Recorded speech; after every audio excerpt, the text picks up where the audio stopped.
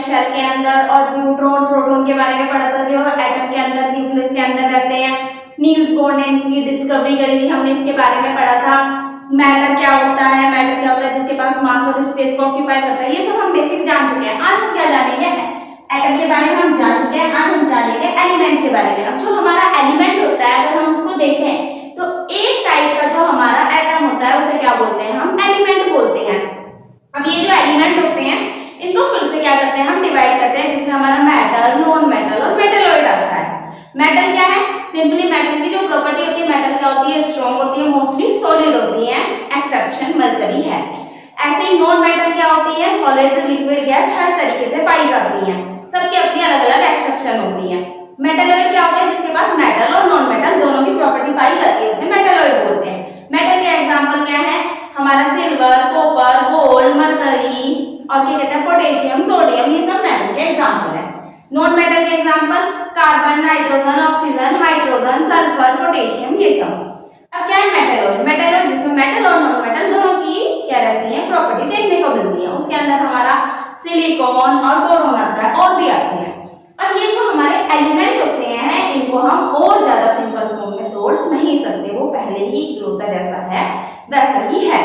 और ये जो एलिमेंट होते हैं, हर एलिमेंट का क्या होता है, अपना स्पेसिफिक सिंबल होता है। किसी किसी सिंबल को हम खाली एक ही लेटर से डिनोट करते हैं, कभी कभी ये सिंबल दो लेटर से आ जाते हैं। अब ये जब दो लेटर से लिखे जाते हैं ना, इनकी भी अपनी इंपॉर्टेंस होती है।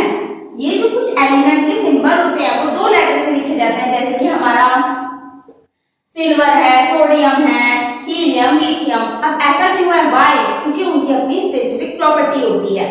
अब वो जो स्पेसिफिक प्रॉपर्टी होती है तो इंपॉर्टेंस बोलो या फिर सिग्निफिकेंस बोलो, कुछ भी हम बोल सकते हैं। अब वो जो इंपॉर्टेंस और सिग्निफिकेंस होती है वो क्वालिटेटिव और क्वांटिटेटिव दोनों होती है।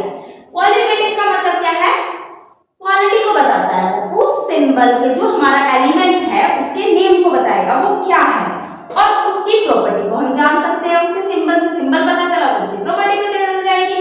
ये लिखा है name of the element and help us to know about property of element, की प्रॉपर्टी को बताता है।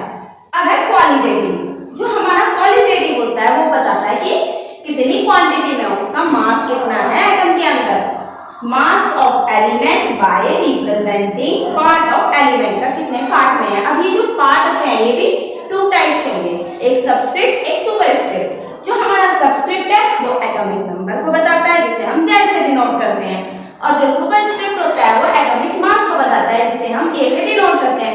और हमें पता है, हमने लास्ट क्लास में सीखा था कि हम मास नंबर को नॉर्मली निकाल सकते हैं। मास नंबर को निकालने के लिए मास नंबर को A से हम डिनोट करते हैं, इसको निकालने के लिए हम प्रोटॉन और न्यूट्रॉन को क्या कर सकते हैं, प्लस कर सकते हैं ऑब्वियसली। और जो हमारा एटॉमिक नंबर होता है वो किसके इक्वल होता है, नंबर ऑफ प्रोटॉन के इक्वल होता है, जो किसके अंदर होता है